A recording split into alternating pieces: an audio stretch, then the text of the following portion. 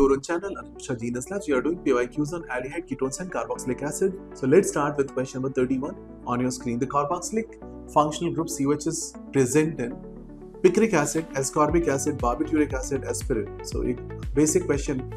अब यहाँ पे आपको ध्यान से समझना पड़ेगा कि किस किस केस में ये ग्रुप प्रेजेंट होगा. पिक्रिक एसिड का फॉर्मूला अगर आप ध्यान करो तो वहाँ पे एक OH होता है और 3 NO2s होते हैं. It is like 2,4,6 trinitrophenol. तो वहाँ पे कुछ भी नहीं. बार्बिट्यूरिक एसिड एक रिंग कंपाउंड है जहाँ पे NHC डबल बॉन्ड और NHC डबल बॉन्ड ऐसा स्ट्रक्चर होगा. आपके पास स्क्रीन में आ जाएगा. तो वो barbituric acid. Third example ascorbic acid. वहाँ पे भी देखो कोई C डबल बॉन्ड OH नहीं होता है. एस्कॉर्बिक एसिड एक 5 मेंबर रिंग है, वहाँ पे OH लगे होंगे और इस तरीके का कॉम्प्लेक्स स्ट्रक्चर होगा. एस्पिरिन में definitely it is OCOCH3 and one COH is still there, right? So वहाँ पे आपके पास COH होगा, इसलिए aspirin, which is analgesic, can be answered as an answer, right? Question number 32. The major H product of the given reaction sequence. Please look at the question carefully. CH3, CH2, C double bond O, CH3 and CN negative. CN negative क्या करेगा? CN negative जाकर C double bond O पे attack करेगा. अच्छा attack कर दिया तो क्या होगा? बोलो. अटैक करने के बाद क्या होगा? आपके पास O माइनस बन गया. अब 95% H2SO4 और हीट गिवन है आपको. तो इस केस में बेस्ट केस सिनेरियो आप क्या लेके आ सकते हो? CN के बाद आप COH बना लो. हीट करके आप एक डबल बॉन्ड फॉर्म कर दो. Alpha beta unsaturated acid. हमेशा ध्यान रखिए अगर आपके पास बीटा पोजीशन पे OH आ रहा है तो अल्फा बीटा अनसैचुरेटेड एसिड बनाना लॉजिकल है. अगर अल्फा OH है यानी अल्फा हाइड्रोक्सी एसिड है तो 2 यूनिट को उठा के क्लब कर दो और डायमर कर दो. अगर गामा हाइड्रोक्सी एसिड है तो उस केस में जनरली आप रिंग बनाते थे, राइट? क्लब करके वहीं पे साइक्लिक फॉर्म में CO लगा दोगे. इसको लैक्टाइड्स बोल सकते हैं, राइट? तो ये सारी चीज आप कर पाएंगे. क्वेश्चन 32 का करेक्ट आंसर क्या बनेगा बच्चों? इसका आंसर बनेगा ऑप्शन नंबर A. ठीक है, आप देख सकते हैं ऑप्शन नंबर A बहुत लॉजिकल क्लीन ऑप्शन है. 33 question.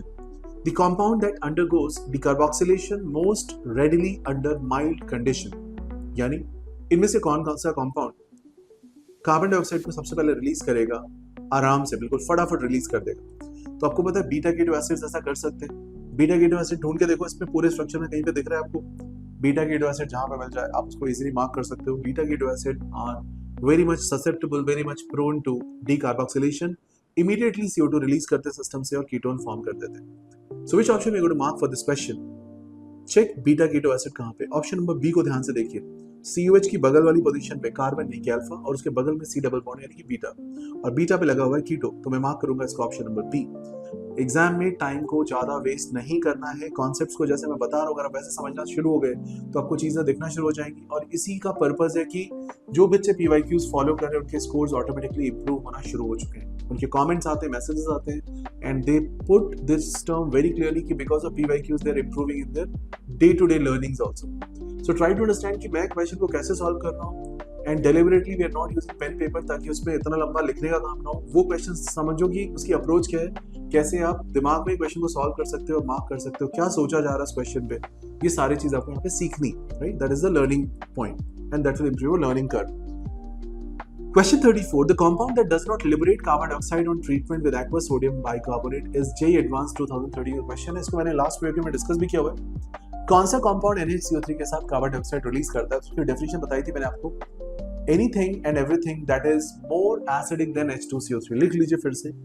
Anything which is more acidic than H2CO3 can release carbon dioxide and the source of carbon dioxide is hidden in bicarbonate. These are two very very important points. तो अगर आप पूछते मेरे से कि sir picric acid reaction देगा, बिल्कुल देगा, ऑफ कोर्स देगा, बिकॉज उसका pK काफी कम है और H2CO3 से वो अच्छा एसिड है, राइट? तो चलिए देखते हैं इसमें कौन कौन सी चीजें देगी, कौन सी नहीं देगी. तो क्वेश्चन है यहाँ पे कौन सा नहीं देगा. अब benzoic acid, salicylic acid, benzene sulphonic acid and carbolic acid. Single choice option है. कार्बोलिक एसिड फिनॉल का ही दूसरा नाम है. क्या फिनॉल दे सकता है reaction? No, because H2CO3 is more acidic than phenol.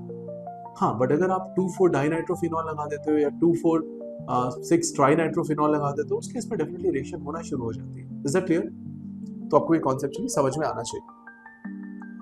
चलिए, तो ये बात समझ में आती है. Then we go to the next question here. So answer for the 34th question is clear. Answer will be option number D. See one more question 35. The major product in the following reaction. एक reaction दे आपको CH3 MgBr dry ether से reaction कर रहे हो aqueous acid की condition में. Advanced 2014 का question है. CH3 MgBr क्या कर सकता है? As a Grignard reagent, CH2 MgBr. No, CH3 MgBr will have CH3 minus attack as a nucleophile on C double bond position. Attack करेगा, O minus बनाएगा. O minus और उसके पास में एक Cl है, यानी वहाँ पे आपको न्यूक्लियोफिलिक सब्स्टिट्यूशन की ऑप्शन दिख रही है, NGP reaction, neighbouring group participation के through. So Cl can be removed by the nearby O minus and you can form a 5-member trig, right? This is called SNNGP, substitution nucleophilic neighboring group participation. इसका भी video मैंने detail में record किया हुआ है, आपको channel पे मिल जाएगा, जरूर से देखिए. Please watch these things, right? Okay, now I hope you are understanding all these questions, all these videos, and you are creating a kind of opinion about the whole subject and learning things in a better way. Hope to see you in the next video. Till then, thank you so much.